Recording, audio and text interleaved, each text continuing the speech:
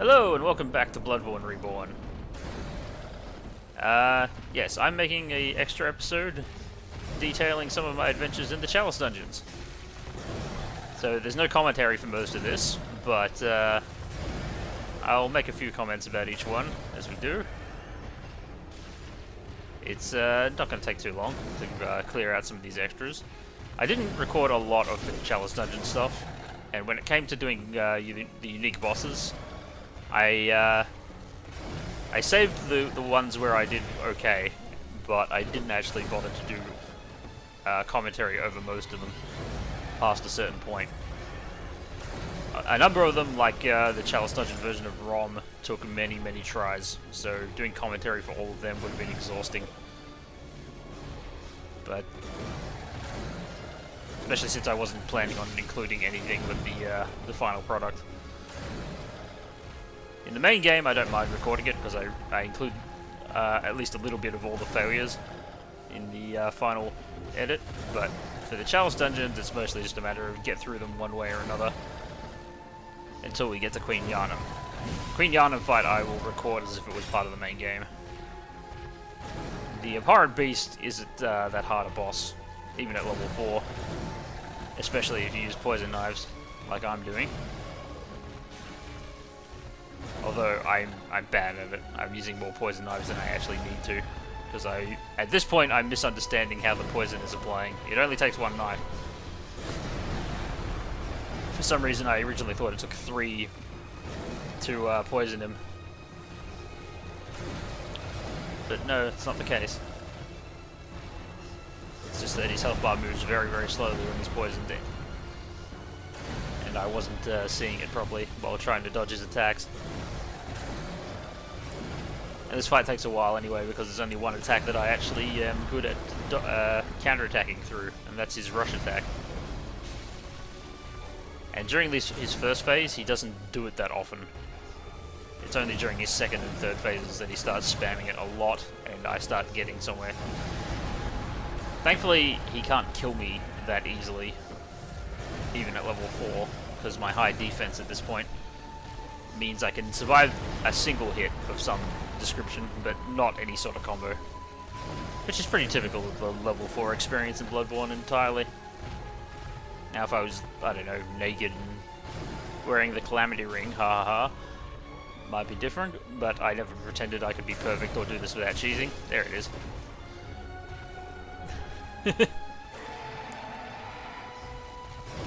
So yeah, even though I'll probably beat the Abhorrent Beast in the lower Lauren dungeon, I probably won't bother recording it so much, because this is how it goes.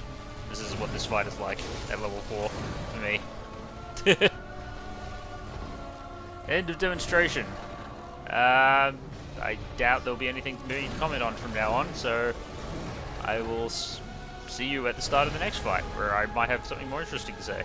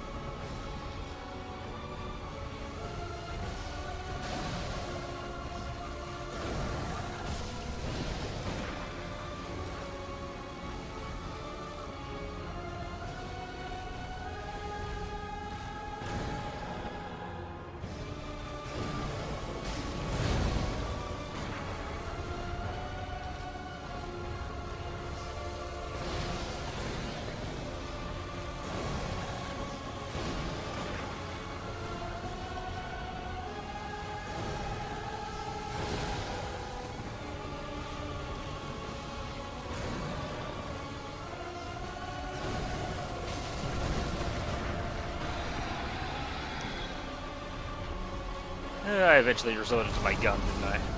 Oh well, that was kind of exhausting, wasn't it? But that's how I got the lower Lauren Chalice.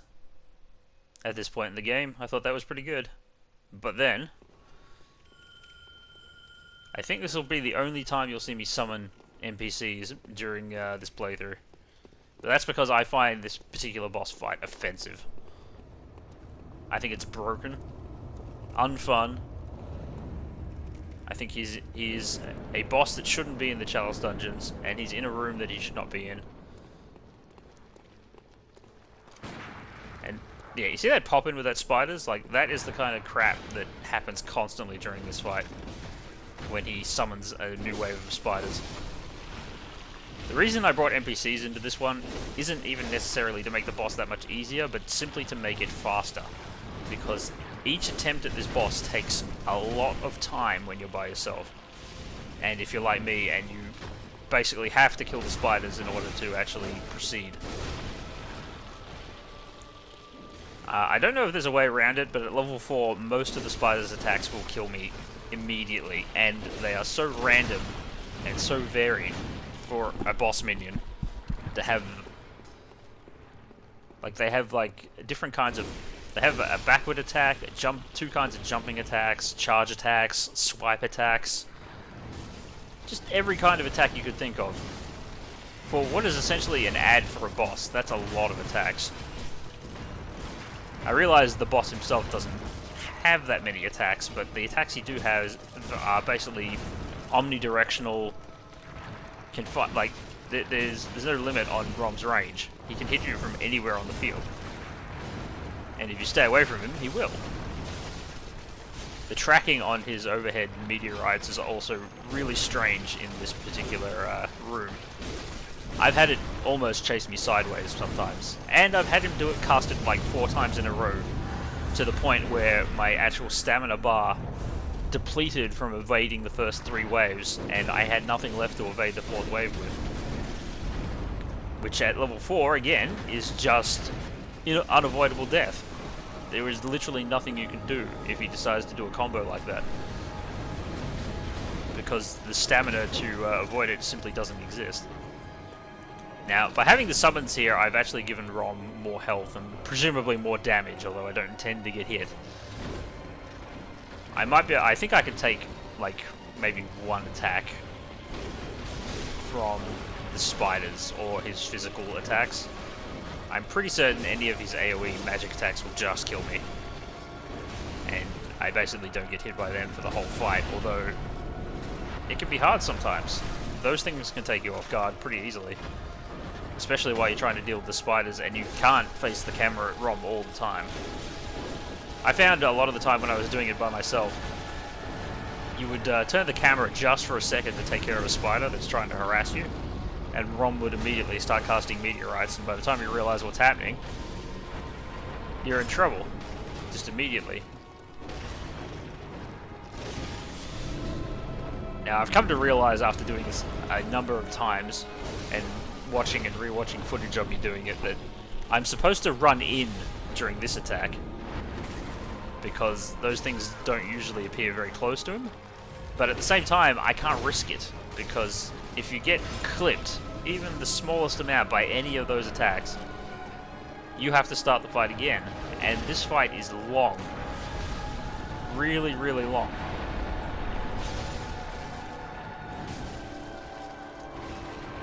So the summons do last long enough to get me to the 3rd phase, I think. Although they're so dumb that they really have no ability to dodge Rom's attacks.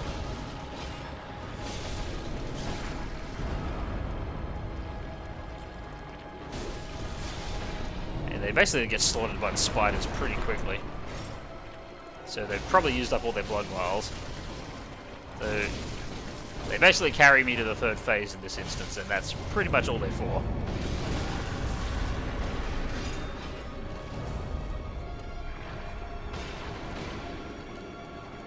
I think I got to this, I got, Rom down to almost no health quite a few times doing this by myself without the summons. But he would always get me eventually in the end with some bullshit AoE or some random spider from the sky that I couldn't see coming. Because the frequency of these attacks and their sheer deadliness at this point in the game it's just trouble.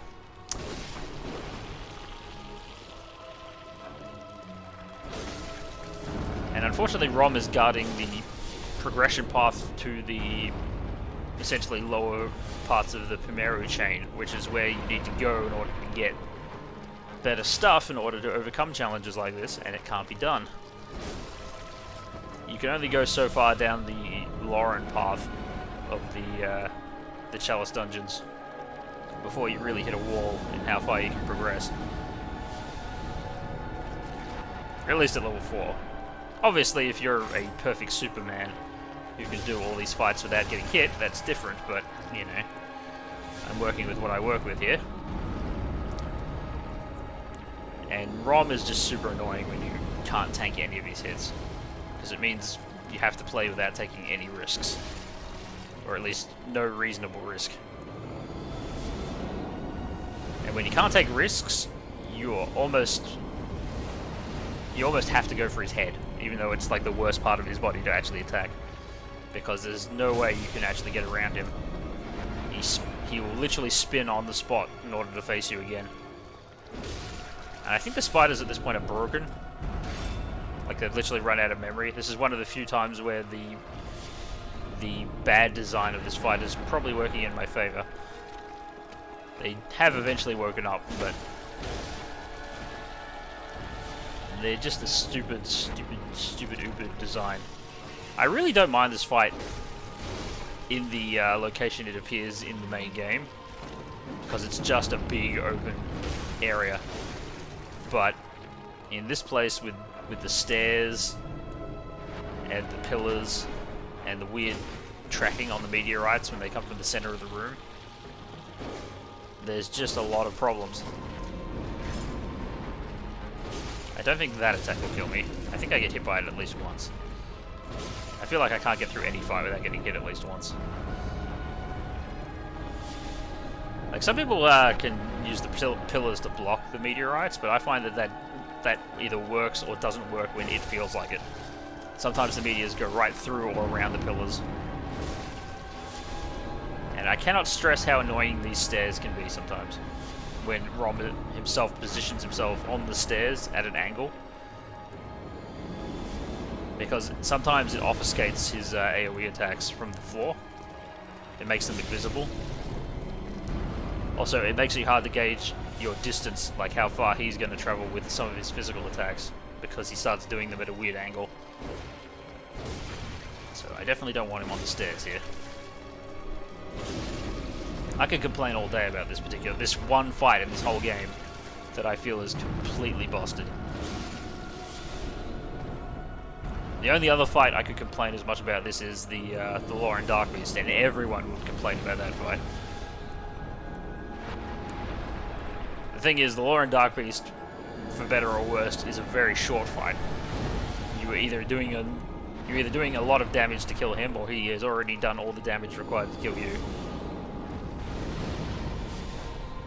This is a long fight trying to wait for an opening where it's safe to actually go in, while avoiding nothing but deadly attacks from the sky, from the floor, and from random ads around you. There is nothing fun about this. It's stressful and it's horrible. And that's why I use summons. And I don't feel sorry about it. They should feel sorry about this boss. Additionally, it's a clone boss. This boss isn't unique to this location. It's just a clone of a boss that was designed for another location, dropped into this one. At this point in the recording, this is the first and only time that I've used NPC summons. But I'm not sorry. I just wanted to get it over with. And I did, eventually.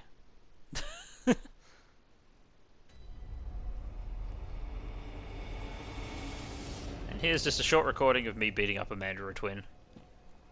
Just because I thought maybe I should. He got me the first time. He won't get me this time.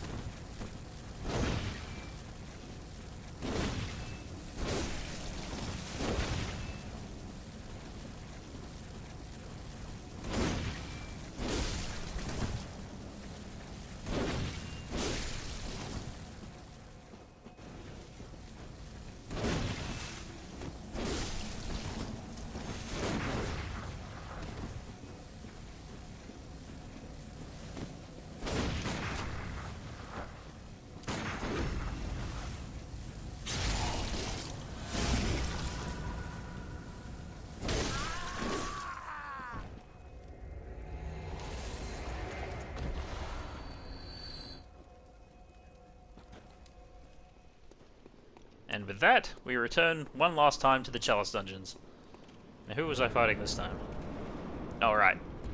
The final boss of the lower Primera dungeon. The Bloodletting Beast. Who honestly was not as big a problem as I thought he was. Once I realized that he couldn't really kill me instantly with any reasonable attack, it became pretty decent. An okay fight.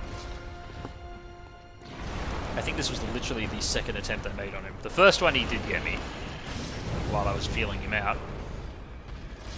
But I think this time everything went okay. The headless version, on the other hand, would give me a lot of trouble. But the regular version kind of sticks to his basic attacks.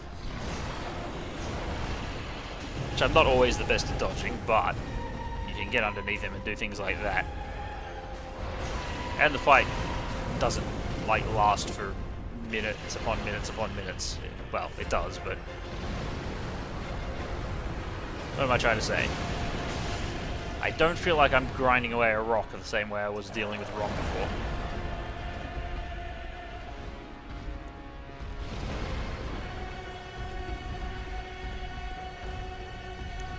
Actually, just looking ahead at the timer on my recording device, I'm surprised that this is going to take as long as it is. I wonder what happened. I don't remember this being an especially long fight, and it doesn't look like it's going to be, but something must have happened.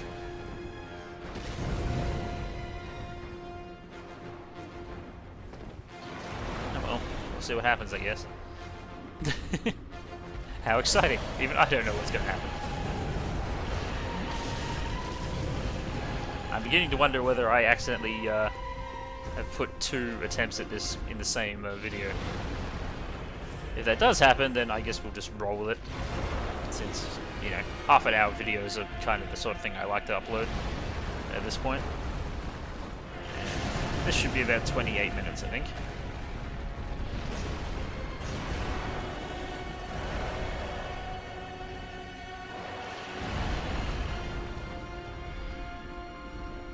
I feel like that punch attack, once you learn how to dodge it, this boss becomes much easier overall. I think part of the one of the good things about this boss is that I have so much muscle memory from fighting the headless version that a lot of his attacks are basically just the first phase moveset of the headless version, which I'm very good at. He does other things as well, like a headbutt attack, which can catch me off guard sometimes. But generally speaking, I actually have fought this guy so many times that even the weird camera problems don't usually affect me that much. Also, this is a very good room to fight him in, as opposed to the headless version, which is in a square room. A round room is basically a good place to fight these guys, because there's no corner to actually get stuck in. You can keep rotating the room around. Whereas in a rectangular room, you can very much get caught in a corner and not be able to freely rotate out of it.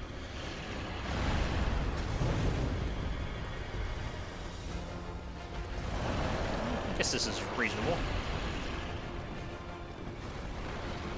Yeah, I generally stay away from those sort of things. I'm guessing it's a good time to go in for an attack, but it's also a good time for him to kill me immediately. I see I have the bone marrow arrow, the bone marrow ash on. I wonder if I used it.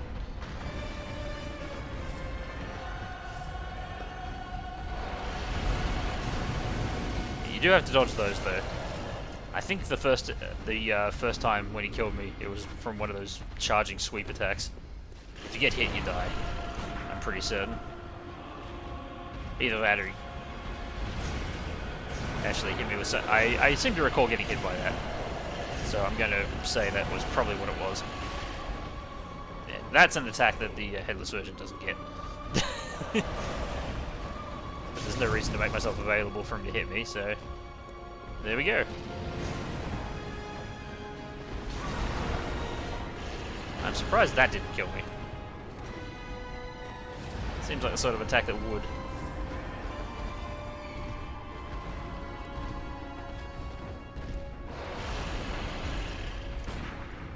I can freely admit that I'm not doing this very well.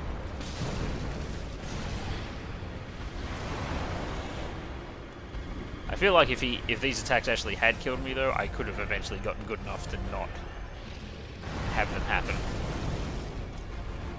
This is very sloppy compared to how you have to fight the headless version. Because by the time you reach the headless version, almost all these attacks would kill you.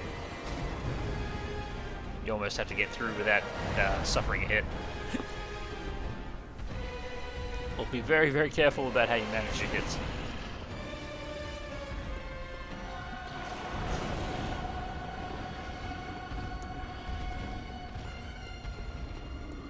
No, I take it all. I take back what I said about this taking too long. This looks like it's going to be on time. I guess it just looked longer on the actual bar down there.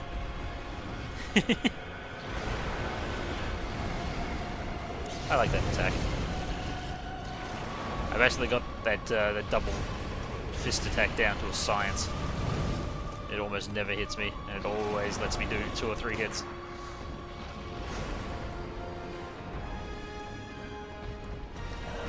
You almost have to be good at it, because otherwise the headless version will eat you for breakfast.